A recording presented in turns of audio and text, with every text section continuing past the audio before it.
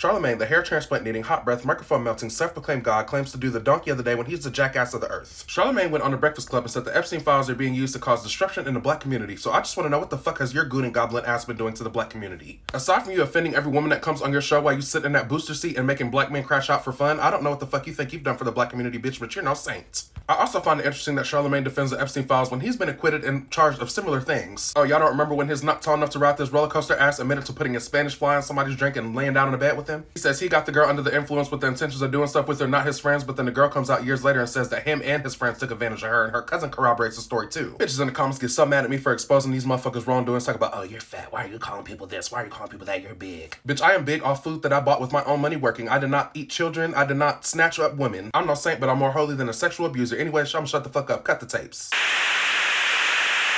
South Carolina, I got this girl real drunk, and I fought. That sentence sounds a little fishy. I got her drunk. I didn't just get her drunk. I remember going. I went to the sex store and got Spanish fly. Oh, so you worked. Shut up. Spanish fly. They sell it in the sex store. I'm telling the truth. They sell it in the Spanish store. I had to fucking. They sell knives at the store too. You could put that to a girl's throat. Yeah, And I mean, it's illegal. So I put the Spanish fly in the E&J. We drinking the E&J shit. So in my mind, I don't know if it really worked, but I felt like I got horny as a fucker too. Right? So she was drunk and shit, and we had sex and shit, and like a lot of my boys was trying to come in the room and fuck out. I'm like, nah, chill out, I can't. I'm not doing that. I'm not gonna let you run the train on it. That's it. Okay. So It's just one-on-one anyway. Yeah. So the next morning she wakes up.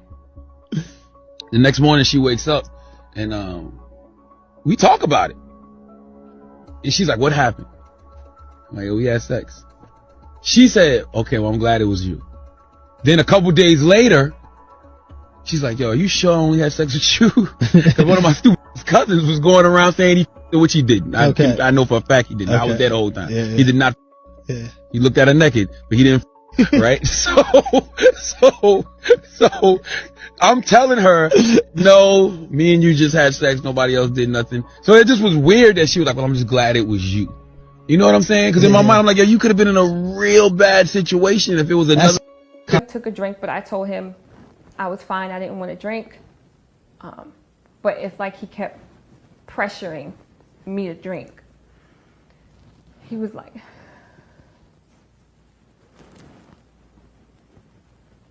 this is where Charlamagne gave Malika and I the drinks.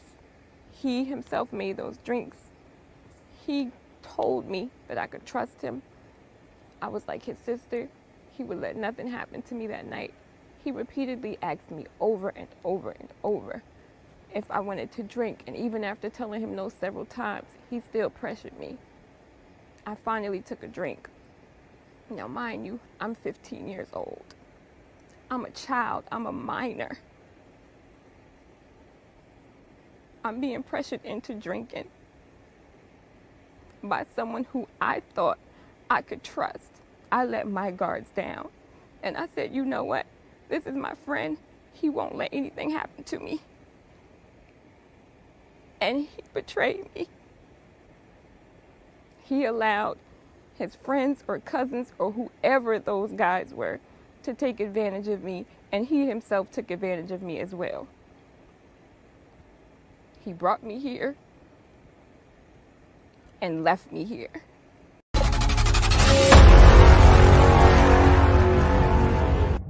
All right, good evening. This is the Star Report. My name is Star. I'm your host, and I have Malika Joyner on the line with me, the friend and relative of Jessica Reed, who was indeed raped in 2001 in South Carolina at a party where Leonard McKelvey, also known as Charlamagne, did take a plea to contributing to the delinquency of a minor. But Malika, you have come forward. You contacted me, and you want to tell. Yeah. You want to tell what you saw? I mean, let's just get right to it. What did you see that...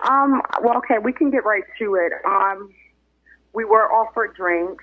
There was something in the drink. He went in the kitchen, made a drink for me. I took the drink, and I sat next to Malika, and I was drinking my drink, and she was just about done with hers. She just, out of the blue, started throwing up. And the funny thing about it was, after she was throwing up, he kept asking her or trying to give her more drinks. And she was like, you know, I can't drink anymore. Because I didn't know who he was, you know, on the radio. That was my first time ever meeting him. I was introduced through Jessica. I knew nothing about him. I was basically going there. She asked me if I would like to go with her. So I said, yeah, I'll go with you, right. You know. So I didn't know him at all prior to this event occurring. I didn't know who he was. I sat my cup down and I just said, okay, I started feeling weird. And I said, okay, I'm going to go to the bathroom. This is what I told myself. And when I got up to go to the bathroom, I fell to the floor. I couldn't move my legs. I couldn't move my arms. It's like I had no control over my limbs. I could see and I could hear, but I couldn't move. So I heard the guys in the back and they were laughing, and Charlamagne was laughing. And he told them to take me upstairs. Taken upstairs by two guys, one named Larry and one named Boo, who took me into a bathroom and violated me and took advantage of me. Charlamagne allowed these guys to take me upstairs. In fact, he told them to take me upstairs after giving me a drink with a drug in it. I got up off the couch and I couldn't even move. I collapsed to the floor, and all he could do was laugh. He didn't ask if I was okay. He didn't help me up. He laughed. So they took me upstairs, and then they took me into the bathroom. I did see two people escort her upstairs, but like I said, I myself was I was throwing up and so forth. I was out of it too, but I was still able to know what was, you know, able to see and hear what was going on. But it was like everything for me was slow motion. But she was escorted up the stairs with two gentlemen. Okay. They took me upstairs and took me into the bathroom. And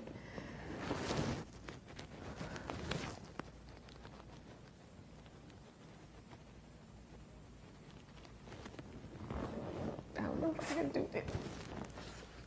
They took me upstairs and took me into the bathroom. And they had my arms like this. One was here and one was here. And they were holding me up because I couldn't hold myself up. And I had a dress on. I had one arm like this, and Larry was holding me up.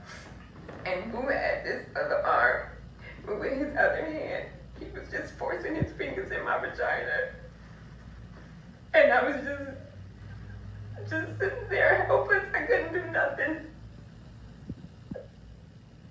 Although you only pled guilty to serving up minor alcoholic beverages, I think that's all weird in itself. Dumb, bald-headed, shiny fuck. You sitting tall as fuck in that chair like you're sitting on phone books judging everybody else when you have some cases like this? Then you want niggas to call you Charlamagne the Slump God? Is it because you put bitches to sleep and sleep with them? That's okay. We knew your ass was soft when Birdman pulled up and told you to put some respect on his name, and your ass didn't do nothing but sit there and giggle and hee hee ha ha and show your fucking teeth. You are not a real man. No real man lets a little girl drink alcohol around him, nor does a real man let his ass get shut the fuck up in silence on his own show. Yeah, if the human has a cooter and boobs, your ass will hog them the fuck out, but if it's a man, you'll shut the fuck up when they get a little hostile with you. Y'all are the Breakfast Club and y'all haven't served nothing in years, not even a fucking waffle. Your cast is made up of failed rappers, influencers, and TV personnel. That's why y'all still failing right the fuck now. You may think, oh, I'm not failing. I get these views. I get this. So these much people watch my live. Nobody values your fucking opinion, Charlamagne. I just like seeing your dumb, unfortunately short ass get so mad that veins start busting out your forehead. It be these motherfuckers that think they're so qualified to talk about stuff because they're celebrities when you can't talk about nothing Epstein file because, bitch, you had a file of your own. You admitted to putting a Spanish fly in a woman's drink, which is the same thing Bill Cosby and R. Kelly admitted to putting in women's drink to drug them. Jackass of the year goes to Charlamagne, who got to be his own flamboyant self on the Wendy Williams show, but he seemed to straighten up and he's straightened out that he's on his own show. Jackass of the year goes to Charlamagne, who started off pressing buttons for Wendy Williams whims like a fucking coffee machine, who has ruined plenty black lives, plenty black careers, plenty people of color's careers, under the guise that he's the Breakfast Club, even though they eat nothing but dick for breakfast over there, because y'all only talk about certain people a certain way and y'all talk about others a negative way all the time. It's giving paid and platform. Anyways, y'all, that's all I have to talk about today about Charlamagne the false deity. If you'd like to show some love and support, or if you'd like to lock in, I would greatly appreciate it if you hit the subscribe button and the like button for me. Charlamagne, fuck you and your shiny head ass. You know nothing about the black community, nor do you care about us, so don't act like you do now because your savior Jay-Z Camel Lips is in them files.